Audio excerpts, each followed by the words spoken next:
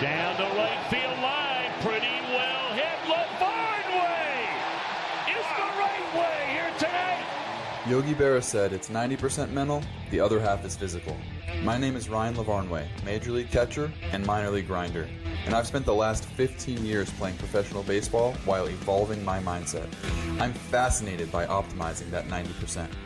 In this show, I'll talk to elite athletes and mindset coaches about what makes them tick and how they've overcome obstacles in their own careers on the way to finding success. This is Finding the Way. Hey guys, welcome to Finding the Way. I am Ryan Lavarnway, and today I am joined by Dan Grunfeld. He was an All-American at Stanford. He played professional basketball in the European leagues, the best leagues in the world, for 8 years, and he is a very accomplished writer. He's been published more than 40 times, including Sports Illustrated, the Jerusalem Post, and NBC News, as well as coming out with a wonderful book, By the Grace of the Game, The Holocaust, A Baseball Legacy, and an Unprecedented American Dream. Dan, thank you so much for joining me today. Ryan, great to be here with you. It's a basketball legacy. When you write your version, it'll be a baseball legacy. Oh, did I misspeak and say baseball because of what's in my brain? Exactly. I love it because it's so authentic to you, right? Yeah, basketball legacy. So let's get into it. Your dad immigrated to the United States after his mom survived the Holocaust, and he came to the United States, and you've talked about how important basketball was in your life. He lived the American dream. He played in the NBA. He was an executive in the NBA for 20 plus years, forever. And it changed the direction of the course of life for your family. Talk about what basketball has meant to your family and what it means to you. Oh, yeah. So both my dad's parents were Holocaust survivors. So my grandfather as well survived. And my grandmother, who, by the way, my grandmother's still living. She'll turn 98 in June. Wow. She's doing amazing. And she is the star of our family. She's the star of our book and of the story. And yeah, my dad came to the United States at 9 years old. He didn't speak a word of English. He spoke fluent Hungarian, Romanian, and Italian. Didn't speak English, had never touched a basketball, came to New York City, and he had an older brother who what my dad called his older brother in their native language, Hungarian, translates to English as my king.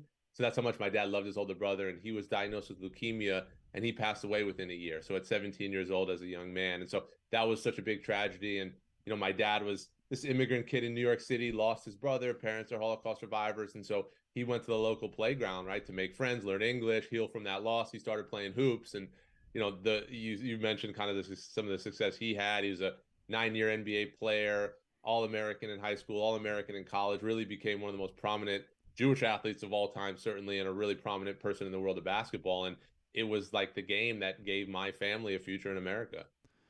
That's incredible. And I try to express what sports can mean whenever I'm playing internationally. It stands out so much more to me because I feel like I grew up, everyone I knew played sports in some variety. It was soccer, baseball, basketball, football, whatever it was.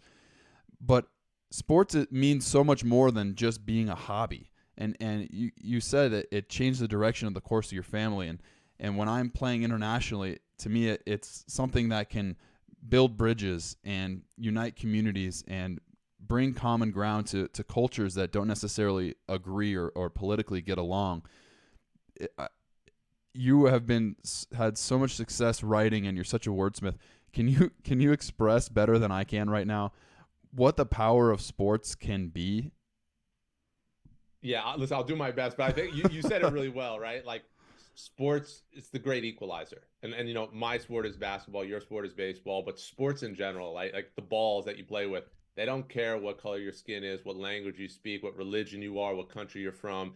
It just brings people together. And from your experience with baseball, playing with people from all over the world. And I've done that too with basketball, right? And I had teammates who we didn't speak the same language.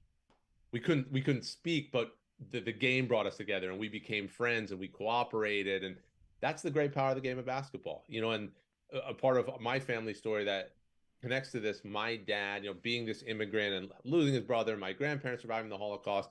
Once my family settled in the United States and my dad became this prominent basketball player, he had a chance to try out for the United States Olympic team. He had become a citizen, and he made the Olympic team. So a dozen years after arriving in the United States as that little boy, he won a gold medal for the United States of America. Right. Oh my God. God. And sports did that. And it just brought my dad together with people. It brought my family together. And the power of sports to build bridges, to heal wounds, it's immense. And that's why it's not just a saying that it's more than a game, right? The games, they truly are more than a game.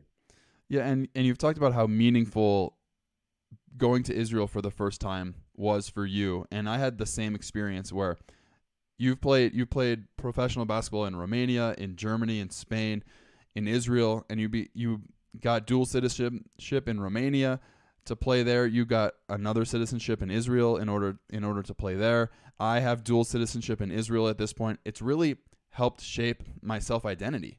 It's helped me learn who I am and who I want to be as a person, and it's just a game. But it's so much more than that. Isn't it crazy? Yeah, it is. It's incredible. And I think, so my experience was I had never been to Israel until the Maccabiah Games in 2009, right? And the Maccabiah Games are kind of known as the Jewish Olympics. And my older sister, she also had never been to Israel. And after a few days, we both looked at each other like, this is life-changing, right? Yeah. For us being Jewish Americans whose grandparents survived the Holocaust, but then to go to Israel, to feel that connection with the Jewish homeland, to get in touch with kind of those roots. It was an incredible experience. And I had a year left on my contract in Spain at that time, but I remember telling my sister, I'm going to finish my career here. And that's what I did. After my contract in Spain ended, I went to Israel, is where I played and where I finished my career. And it was just an incredible experience. And for anyone that hasn't been there, I am not a travel agent that's getting any sort of kickback, but when I walked into the old Yankee Stadium, it felt different. It felt meaningful. I've heard you talk about how when you walk into Madison Square Garden, it feels significant. It's different. And the city version of that is Jerusalem. You get to the city of Jerusalem, you walk through one of the gates, and it feels different. The air smells different. You can feel the importance of being there. 100%. I played for Hopewell Jerusalem. So I spent 2 years playing for the team in Jerusalem.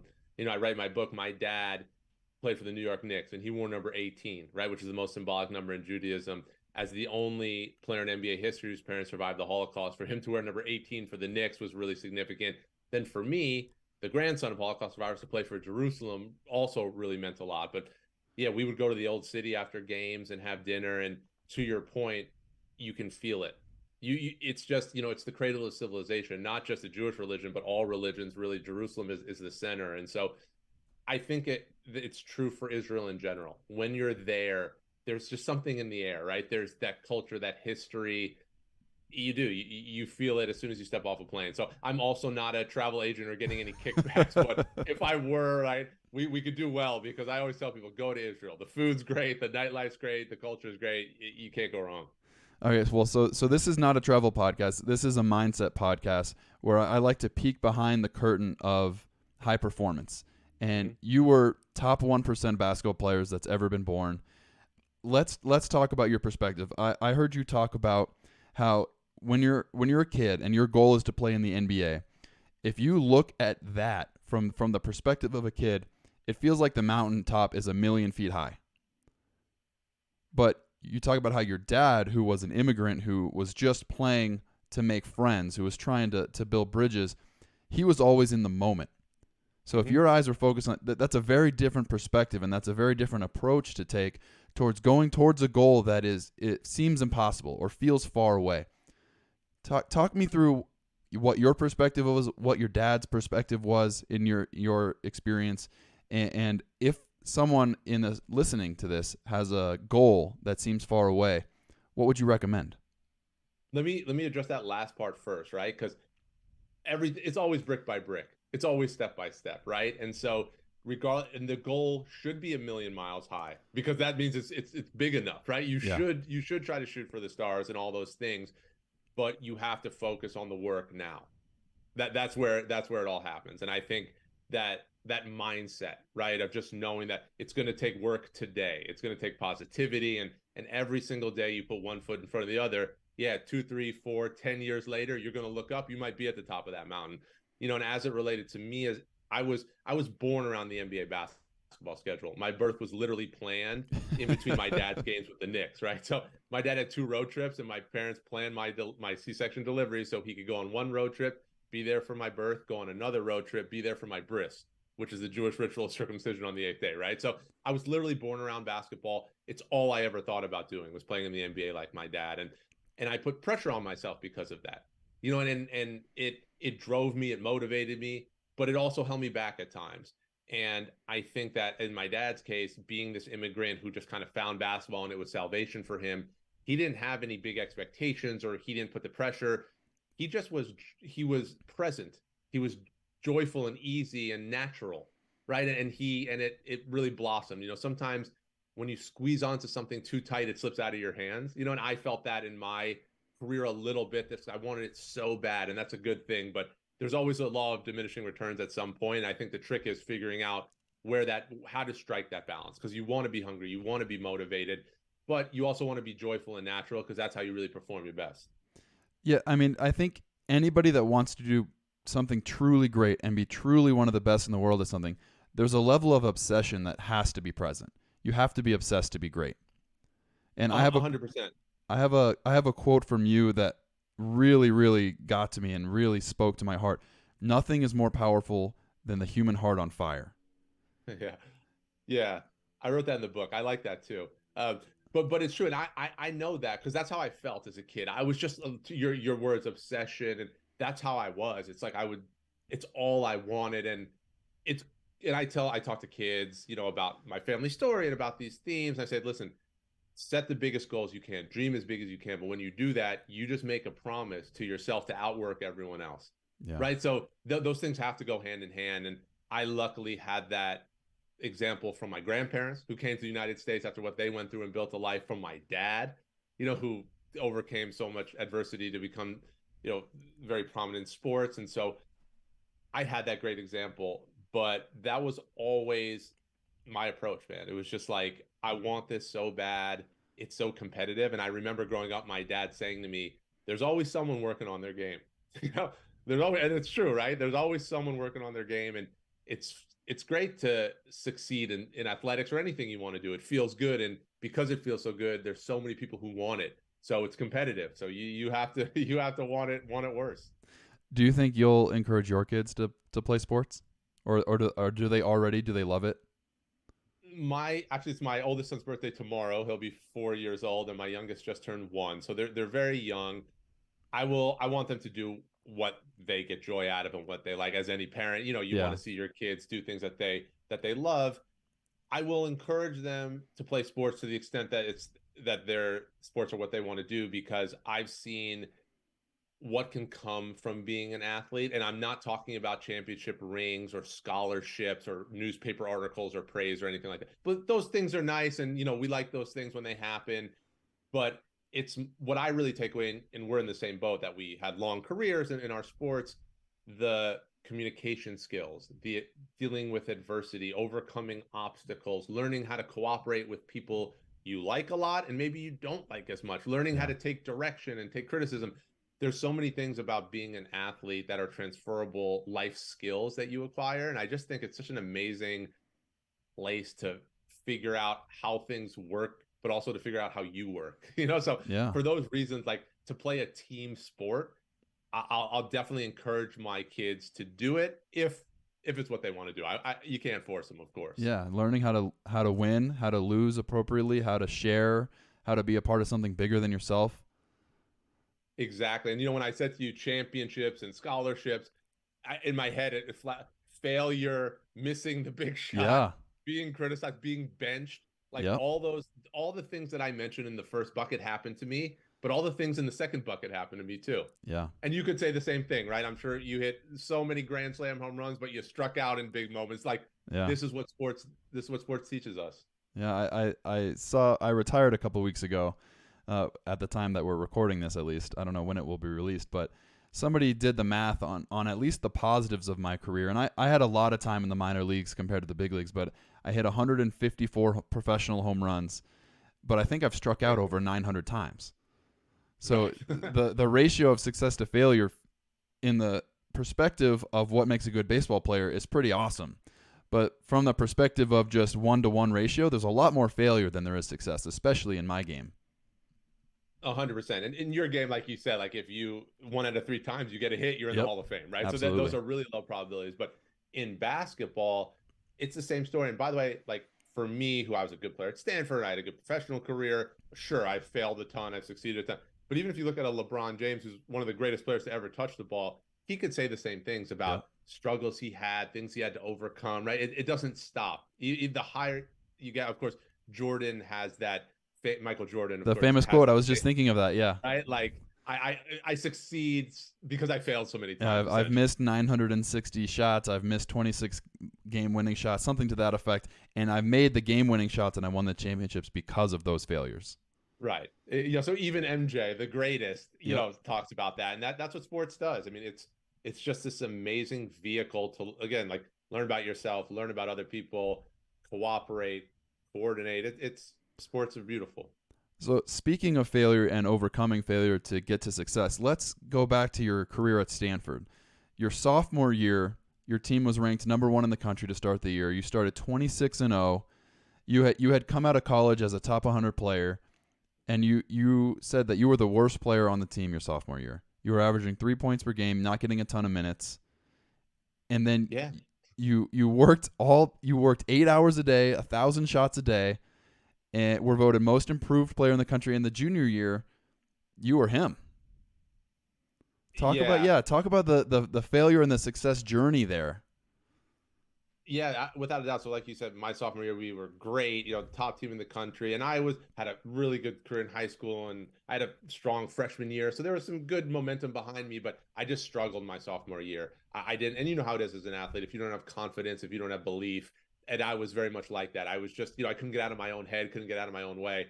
Had such a poor year. I actually missed a shot in the NCAA tournament. We were a number 1 seed. I missed a shot at the buzzer that would have tied the game in the second round. So we got upset. Oh, I missed the final shot, right? It was just like, it was such a difficult year. But to our prior conversation just around being hungry, being motivated, wanting it, this is what I wanted. And so I worked tirelessly that summer. I trained with someone who has pretty extreme methods to train.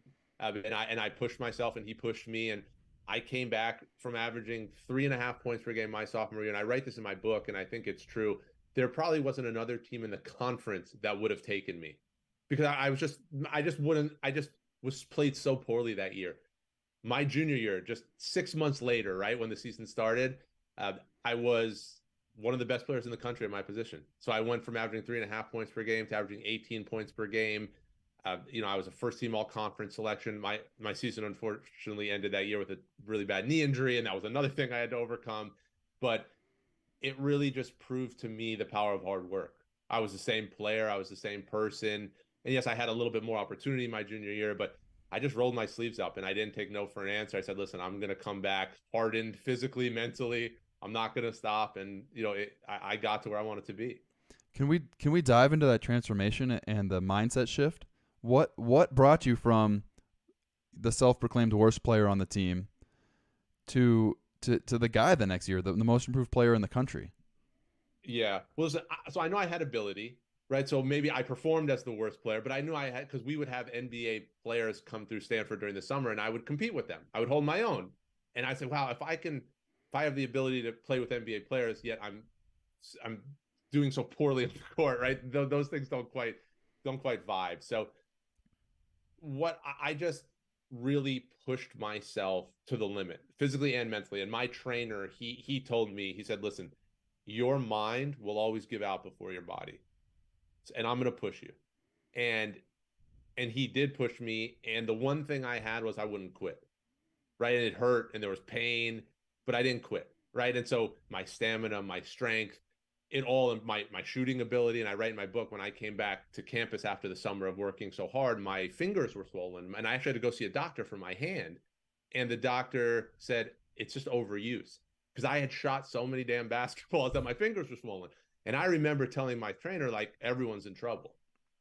Yeah. Because I had to go to the doctor because my fingers were swollen. That's how hard you know what I mean? So not only physically, skill-wise, had things improved, but more importantly, and I would actually argue much more importantly, I just felt empowered. When you've put the time in, this, you've been through it, you're an athlete. Like, when you put the time in, like, I just had the confidence. And so those things kind of, they met, and I also had the opportunity, and you always need that. So all those kind of things converged at the right time. And yeah, listen, I had 23 points, 11 rebounds my first game that season. And, after 5 games, I was averaging 20 points and 9 boards or something like that. Those numbers came down a bit, but yeah, and I remember thinking, wow, that was fast, right? Like Yeah. people the prior year were saying I was trash, I was garbage, and now they're saying, oh, he's going to be a first round pick of the NBA draft. So wow, maybe neither, you're never as good as they say you are. You're never as bad as they say you are. But it made me, it just kind of proved to me the power of hard work. It almost feels like it's a self-fulfilling cycle, right? The mind needs the body to be in shape and to go through the reps to have the belief. And then you have the belief and you feel like you're a dangerous person. Like you better stay out of the way because I'm coming, there's a train on the tracks. 100%. I love how you phrase that. Like I'm a dangerous person. That's how I felt because I just knew the work that I put in, and talking about obsession and motivation, and again, all things in moderation, right? I don't think either of us are advocating for having nothing else you care about, but to succeed at a very high level, it becomes, you feel like that at a certain point in time, but yeah. If you care that much and you're willing to push yourself that hard, you're going to suffer a bit, right? If you want it that hard, you have to suffer a little bit for it. And I really suffered in my workouts because they were so hard, and I have other athletes around me. Some would join and they would quit, and I didn't quit, but there was pain associated with it. But it just became fuel because then like you said, I walked into practice like, man, I felt some pain for this, and now I'm going to make other people feel pain because of it, right? And that's kind of how sports works. Yeah, I mean, I can relate to that so much. And another thing I can relate to you is you say your junior year, everything was happening for you. You were projected to be a first round pick. It reminds me of 2011 for me. I was in AAA. I had 34 homers in AAA. I was batting like 296. I was league player of the year. I was a big prospect. I was supposed to be the next Carlton Fisk. And I didn't let myself enjoy it necessarily. I didn't let myself celebrate. I felt like I had earned it, and I enjoyed it on the inside. I felt fulfilled and justified and like maybe ratified in the fact that I knew that this was my potential. This was how good I could be. But I look back at my first major league home run, right? The fulfillment of every dream I had had since I was 5 years old. And I remember suppressing a smile as I went around the bases. And I look at the video and I'm stone-faced and everyone's freaking out. They're high-fiving. It's a big, important game for the Boston Red Sox. And I couldn't even crack a smile. You say that it was the same for you. 100%. Yeah, that resonates so strongly with me. And I, talking about my book and my family story and my career, and people ask me like, what would you do differently? What did you learn from the story? What would you do differently? And I say, I could tell you in one word: smile. Same thing. I said, I just would have smiled more. Like, it's good to be intense. It's good to be driven. It's good to be motivated. And to your point, I was the same way. I got great satisfaction internally. Like, I knew when I shut the lights off and got in bed, I was like, okay, you're doing it. Like, Yeah, you slept well at night. Great. You sleep well. Like, you feel so fulfilled. But I wouldn't let myself have fun, enjoy it, be light about it. And honestly, I think I probably would have performed better had I been able to enjoy it more. My instincts were, don't take your foot off the gas. Probably same as you when you're rounding the bases. Yep. You're like, hey, man, you got to keep going. You got to keep pushing. You hit another one. Hit another one. Don't be complacent. But there is also something about, you have to enjoy the ride. You have to smell the roses a bit, right? I don't think someone who worked as hard as you did or as hard as I did, like, you're not going to let it all go and lose it all, right? So, like, I think there is a time you could take your foot off the gas for a second and smile and enjoy. I wish I would have done it more too. Yeah, well, and luckily I played for 15 years, and after that moment that's my specific moment where I look back at as, man, I really should have let myself enjoy that. I got sent down, called up a number of times, and 8 years after that, I had my debut with the Reds, and I think they're somewhere in the vicinity of 16 to 18 send-downs and call-ups. I learned to let myself enjoy it, and I even cried happy tears a few times that I was so overwhelmingly happy and enjoying it because I didn't know that those opportunities would ever come again. Did you played long enough in your career? Did you get to a point where you could enjoy it in the moment? So what you said, it's so similar to my experience. Not as much as you did, and I regret that a bit. Toward the end of my career, I had some injuries, and it was tougher. So it wasn't the same as it had been prior, which I think speaks to your point. When you're in the moment, you think it's going to last forever, and you don't kind of have the perspective. But like for me, when I was the second leading scorer in the Pac-10, and we were, traveling as a team, and we were going through airports, and the people who were doing security were like, "Oh, Grunfeld, like, are you going to win the scoring title this year?" And I was like, "Oh, we'll see." Like and you don't realize that, no, that's pretty cool, and that's not going to be the case forever. Because by the way, I tore my ACL a few months later, and then the next year, no one in the airport is asking me anything, which is cool. Like that's the way this thing works. But Yeah. you don't really have that perspective when you're in it, to know that this isn't gonna. You have to hold on to this tight and embrace it, because it's fleeting, and it is. It always comes to an end, right? And so I didn't. There were times when I did a little bit, but I wish I would have done more of it. I wish I would have been able to say, "Wow, this is awesome. This is awesome, and it's not going to last forever, and you should enjoy it." Just there's one more quote that I have from you that really, really spoke to me, because I think I can relate to it so much. You said, "We always compare ourselves to our own expectations of ourselves. I always thought I could do a little bit more. I always thought I could be a little bit better. And I was always trying to wring the towel dry and just get a little bit more out of my talent." God, I can relate to that. Yeah, yeah. It's the truth, and I write it in the book, but because I wanted to play at Stanford from the time I was in seventh grade, because my grandmother lives so close to campus, and she came to every home game I played at Stanford, because I ended up getting there. But that was a real dream of mine. And as I write in the book, for a slow Jewish kid from the suburbs, that was a long shot. It really was. Like, I had no business thinking I could play at Stanford, but things happened for me, and it all worked out. But I write about when the coach at the time, Mike Montgomery, called me in my hotel room at an AAU tournament, and he said, "Danny, we want you. You have your scholarship waiting for you." And I hung up the phone, and I just remember saying, "What's next?" And in the book, as I phrase it, like the horizon, it almost shifts, right? It just moves right away. And I think it speaks to that point of just, you want more, you want bigger, you're always trying to. And we've said it several times now. That's what can make a great athlete. That's what can make you succeed. But it's also what can hold you back, if not, in moderation. And it's what also can make you miserable at times, right? And so, yeah, I think that was kind of my balance, and I'm very honest about that in the book, right? I'm very honest just about the struggles that I went through when it came to, the expectations I put on myself, and just wanting to be better and wanting more. And in my case, my grandparents survived the Holocaust. My dad was this immigrant who became this big basketball star. I had my pressures that I put on myself for different reasons, but every athlete has a story, right? Yep. You want it as bad as you want it for a reason, and we all have that. And so that's kind of that's the battle, just trying to figure out what that right balance is to get the most out of yourself, but also to enjoy it.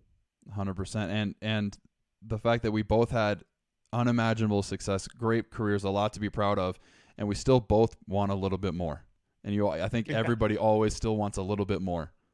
Oh yeah, without a doubt, without a doubt. I mean, I look back and say, "Oh, if I just could have this, or if I just could have that." And now in my life, right, you have new things you're tackling, new goals, and I have a book, and I have a career, and those things too. You want more, and you have the benefit of age, where you try to, and you have a family, which changes your perspective. So you try to have a little bit of balance, but still the instincts are there. My wife tries to keep me honest often, because she'll say, "Hey, just want to call out, like, the things you write about, and you say you don't want to do anymore. Like, you're still pushing pretty hard on those things." So by the way, follow your own advice. Yeah, right? Yeah, exactly. It's a lifelong journey. So every episode I do, before I let someone go, I always ask them the same question, and you've answered this once already, of what is the best advice that you could give, either to a young version of yourself or to someone out there listening that has big dreams. And you've already said once, build it brick by brick, be in the moment. Is there anything else that you would say to someone that's striving to accomplish something great? I'll share the advice that my dad always gave me as a kid, and I think it's the best advice I've gotten, because it's so simple. There's nothing you've never heard before. But my dad, and given my dad's background and his parent, because he got it from his dad, right, who survived the Holocaust, my dad just told me, if you work hard, good things will happen. That's it, right? You don't have to think more about it. If you work hard, good things will happen. And I always applied that as a student, as an athlete. Like, when all else fails, when things get complicated, I just come back to that. Just work hard. And it's universal. And it's universal, right? And again, I love the simplicity of it, in that, just like, hey, just work, right? And there's also a piece, another, you asked for one, I'll just say one more. My trainer who I spoke about, he would always say to me, nothing good comes out of being negative, nothing bad comes out of being positive. So I think those two things in combination are very powerful, like work, but remain hopeful, remain positive, right? Because we all get down on ourselves, we all have doubts, and those are normal, but just remember, like, stay positive, work hard. That's how good things happen. I love it. And you know what? If you have a third one, we'll take them all, but I'm not going to hold you to it because you've shared so much with us. Man. The well has run dry. I gave you all I got. No, hey, thank you so much for your time today. Thank you for sharing your story.